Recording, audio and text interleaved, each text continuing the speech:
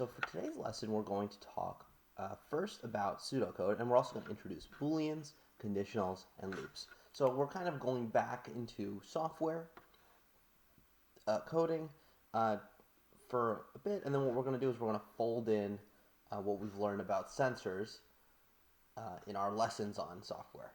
So let's start by defining this word, pseudocode. So if you were to Google pseudocode, the definition you would get would be a notation resembling a simplified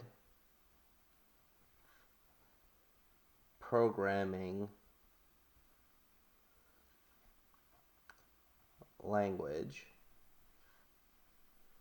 used in program design. So let's talk about what that is saying. So, most of the time when you're working with a programming language, there's very specific syntax you have to use in order for the program to, in order for everything to work properly. Every language, is its own language and operates in its own specific way, and you can't just, brute force it. You actually have to know the language. Whereas pseudocode is just, mapping out how the program is basically going to work without worrying about any syntax, which is very valuable. A lot of the times when you're talking about a program, you want to start with pseudocode. It's similar to a flowchart, except instead of doing pictorial stuff, you're writing out the code. So let's talk about an example of pseudocode. At the bottom of our screen here, I have a basic program. If you've taken a software class, which I think 100% of you guys have, this is the first thing that people tend to do when they start using a new programming language is they create the program Hello World. This is an example of Hello World in Java, and you'll notice that just to print the word Hello World is all this other stuff, all this other syntax, and it needs to be done just the right way, or it won't work right. But if you were trying to do this in pseudocode, if you were trying to do something that printed hello world and then skipped a space, you might just put in pseudocode hello world, print, and skip space, hello world. And most of the time you'll need to do like some sort of parentheses or bracket regardless of, let me move this around so you can see it better. You're going to need to do some parentheses or bracket most of the time for whatever programming language it is. So I threw in some parentheses there, and you're going to need some quotes to show that it's that you're working with characters, but really you don't need all that stuff. But this is just a basic pseudocode of the program Hello World. Looks very different from this Java one that we're looking at below. Okay, so that's pseudocode. It's just a notation that looks like a simplified programming language. Obviously, there's no programming language that I can input this into and get it to do anything, but use it in program design. So when you're talking about how a program is going to work, this is something that we use a lot on the robotics team specifically.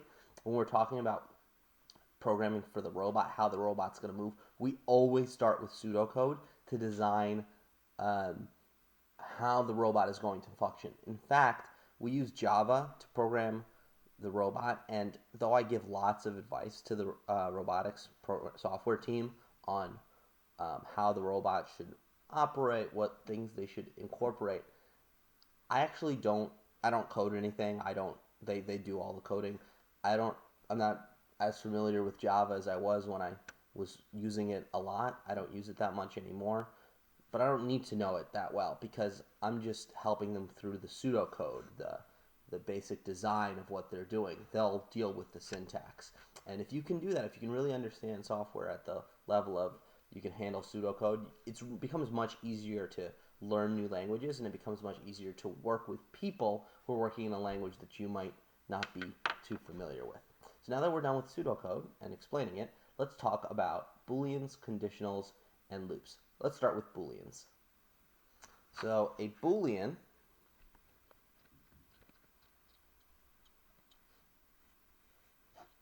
is a binary variable that evaluates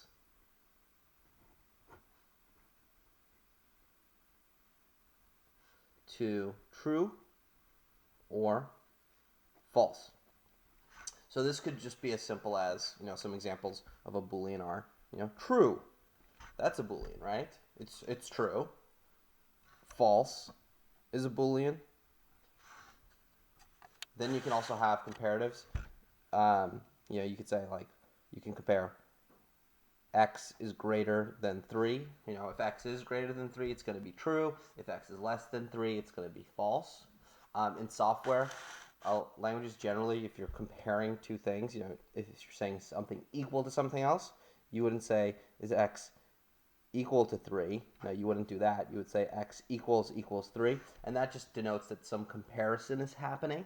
But that's another syntax thing, so we're not going to jump too far into it. But in general, when you see that equals, that means something's being compared, and it's going to evaluate to true or false.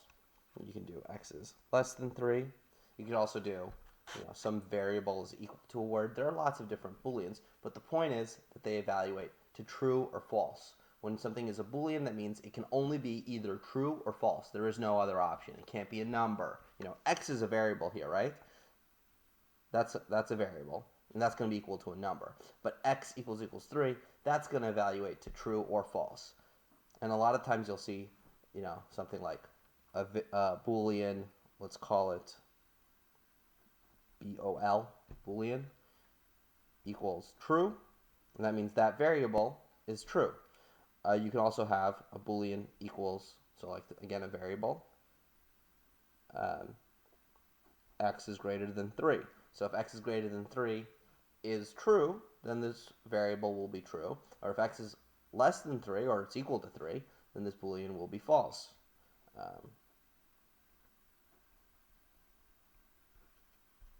If x equals 3, this Boolean is true. This variable is true. If it's not equal to 3, then it's not true. So that's a Boolean. So if I were to do something in pseudocode using a Boolean,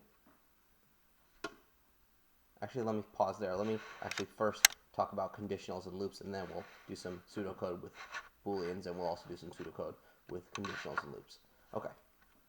Hopefully a lot of this is review for you guys, and we remember it all for the most part. Let's talk about conditionals. So a conditional, otherwise referred to as an if-then statement, or if-else. You might have seen it in these terms. A conditional is a set of rules or actions performed if a certain condition is met. So it's sometimes referred to as an if-then or an if-else, because if a condition is met, then something happens. If-else, if a condition is met, then something happens. But if it's not met, else, something else happens. So if some Boolean, right? Let's say if x equals 3, let's say x is, we'll play with multiple values. If x equals 3, print, this is just pseudocode, right? Yes, x is 3. And then you might have something like else. So if x is not equal to 3, if this evaluates to be false, else print no, x is not 3. Now this is just some pseudocode that contains a conditional and some Booleans. If x equals 3, so if this statement right here is true, if this Boolean is true, then you would print this. yes, x is equal to 3. Else, so if it evaluates to be false, this part evaluates to be false, else you would print, no, x is not 3. Let's do one more example. If true, and you could just do that. You could put if true, right?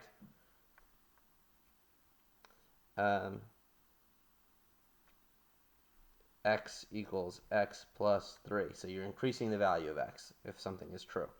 Or if you just are. Else x equals x minus 3. So if something like this happened, let's say x equals 5 at the top of it, and then it runs through this program. If true, well, yes, it's true, it's true, right? So we're going to go to this part because, well, that's a Boolean. It's true. X equals x plus 3, so x becomes 8. This else part doesn't happen because this is true. Now, let's say this is something else. Let's say it's not true. Let's say it's false. Then as this runs through this program, x is not equal, it's false. So now we're not doing this section. We jump to the else. X equals x minus 5, so x is going to equal 2. So, these are just conditionals. This is very basic examples, but this is how conditionals work. Okay, now let's deal with loops. Let's define them. So in programming, a loop is a sequence of instruction or actions that repeatedly happen until some condition is met or, well, maybe my spelling is, I'm just off today, or not met. So a sequence of instruction or actions that repeatedly happen until some condition is met or not met. Some examples of loops that you probably have seen before are while loops or for loops. Those are the basic ones they tend to cover in intro computer science classes. So let's talk about while loops today. I don't think we're going to really talk about for loops at all, but maybe we will in a future lesson, but definitely not today. So let's talk about a while loop and how it works. So a while loop, it's very similar to, how you think of the word while. You might say, let's start with x equals 0, right? We have some value x, and we're going to set it to be equal to 0.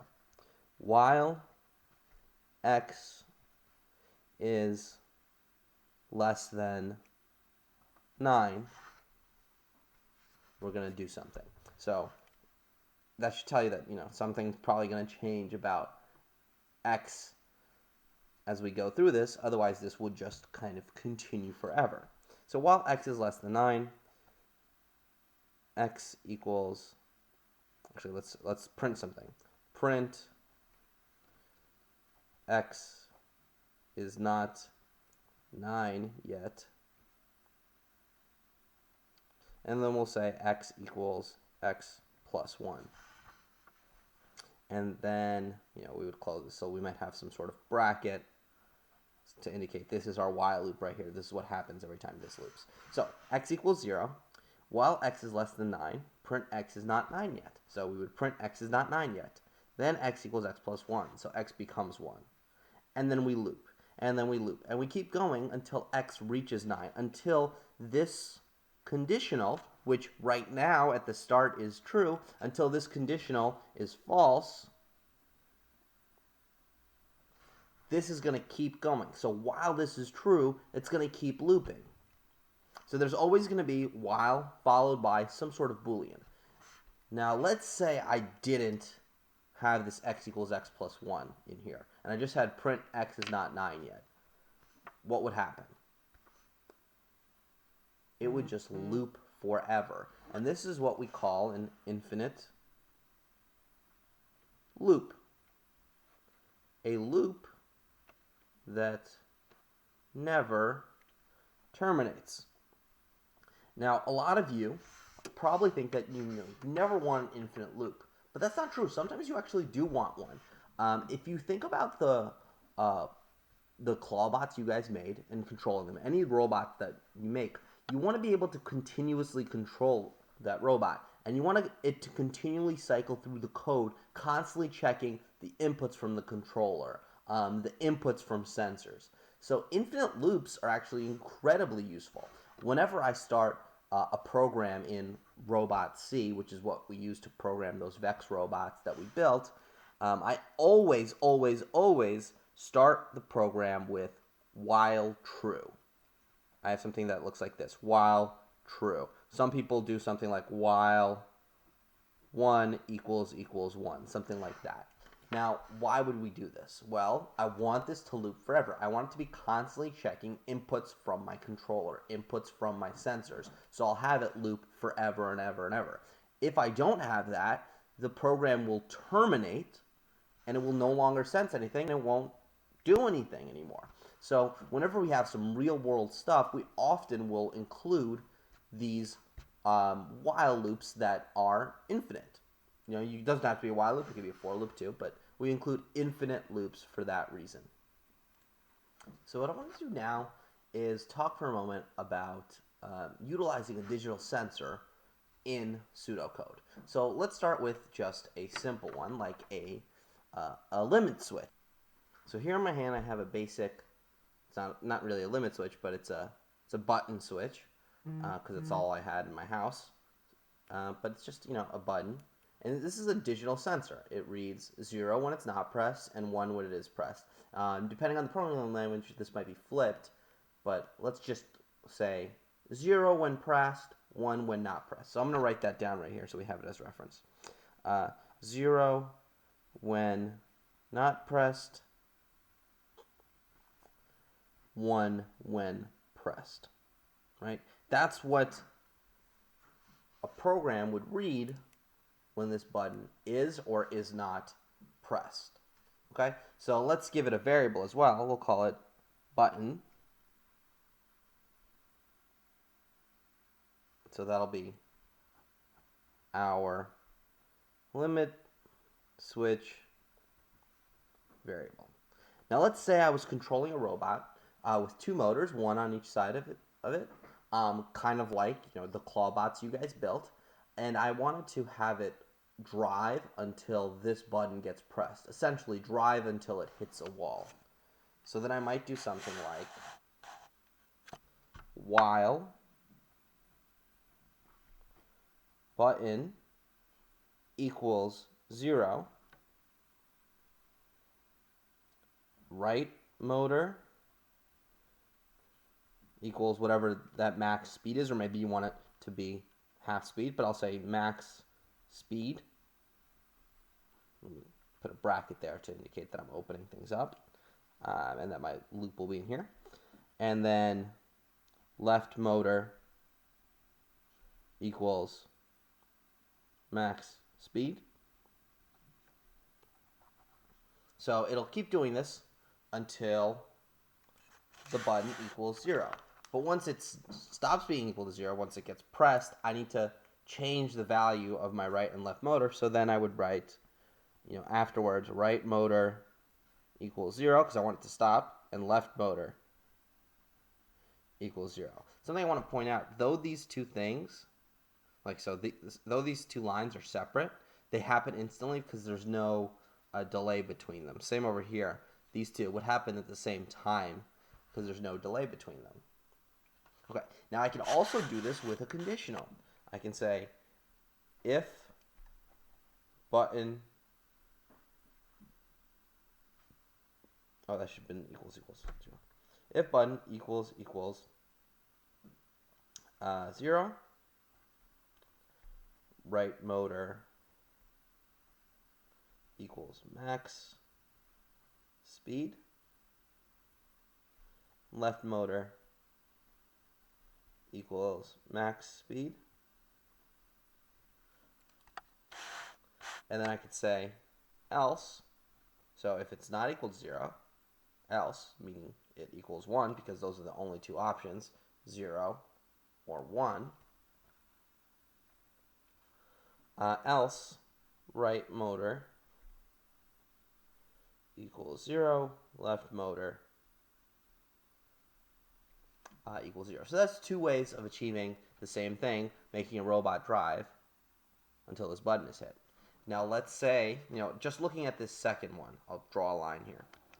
Let's say I wanted this to keep happening. So basically, if the button gets pressed, it stops moving, but if it's let go, it keeps moving. Right now, if this pseudocode ran, if the button were not pressed, it would start moving, and then once the button gets pressed, it stops, right? But I actually want to keep this going so that once I let go of the button, it resumes moving. But the problem is this code just ends. So what would I do? What could I do to make this continue forever such that whenever this button gets pressed, the robot stops, and when it gets let go, the robot continues moving? Well, what you would do in that case, is use an infinite loop. An infinite loop will enable you to do this. So if you said, actually I would need a close bracket here somewhere. Let's put there. While true, and the syntax isn't that important, but I like to use these brackets just to indicate, which section I'm talking about. Some people like to be more freeform and they circle things. That's also fine. So while true, it does this. So it'll keep looping forever. This code will never exit. The only thing that would stop it is the robot actually being turned off by a human. Now for homework, here's what I want you to do.